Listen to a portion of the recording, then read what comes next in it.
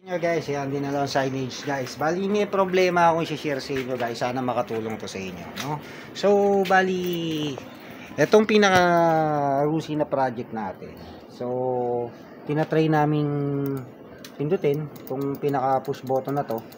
Bali ito yung pinaka relay niya. Nagki-click lang.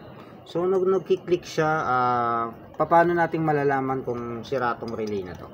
So, ganito ang ginawa ko guys, ha? Share ko lang sa inyo, mabilisang video lang to. Naglagay ako dito ng wire na para ma-direct na natin dito sa may mismong starter na to. Ayan, papakita ko sa inyo kung paano ko to ginawa. Bali guys, ito tatap natin yung pinaka positive dyan. Then pinadaan ko yan dito sa may pinaka ilalim ng may butas kasi dyan eh.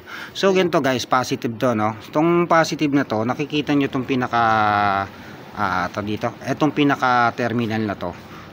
Yung positive na to guys, ilagay nyo lang dyan. Ayan, ano nyo lang yan, idikit nyo lang.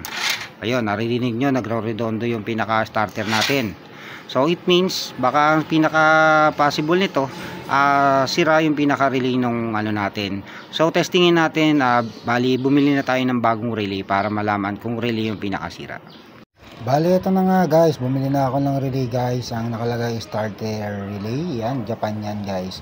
Bali ito yung naririnig natin na nagki-click, tatanggalin na lang muna natin. Nagki-click siya pero not working ang starter natin guys.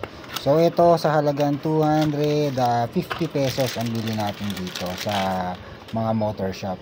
May libre na rin yung pinaka housing niya, ayan yung pinaka rubber para pagka hindi siya mabasa kumbaga. So ito kakabit natin yung pinaka starter ng relay natin. Tingnan natin kung gagana or hindi, pero tingin ko gagana to guys kasi syempre namikos na natin yan ni Master D. So ito guys, testingin na natin.